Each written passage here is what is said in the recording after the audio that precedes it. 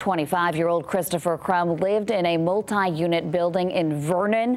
It was where police executed a search warrant late last night. Our Javon Vital spoke to people who knew the suspect and picks up the story with video you'll only see on Fox Connecticut. There are more questions than answers tonight when it comes to the man who lived on the third floor of this multi-unit building here in Vernon. And tonight neighbors say they're still in shock over a series of events that began on Friday. Crazy.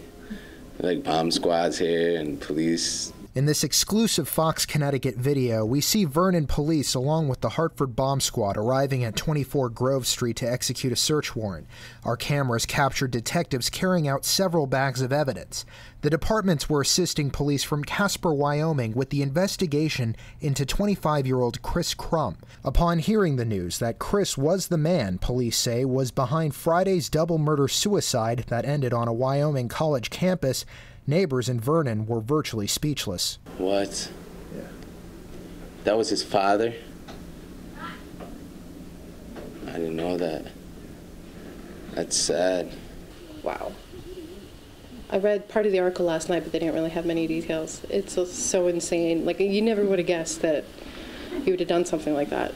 Very little is known about the man who lived in this room on the third floor. Neighbors say he moved in during the summer and seemed harmless. Friendly guy. He was always nice to me. He said hi to the baby in the hallway, but, you know, you never know who you're living next to. Chris Crum graduated from Natrona County High School in Casper and attended the Colorado School of Mines in Golden. Police say he had no significant criminal background, and neighbors believed he worked in construction. And once the shock from the news subsided, the discussion soon turned to questions and whether or not there were any warning signs and whether anything could have been done to prevent such a brutal attack.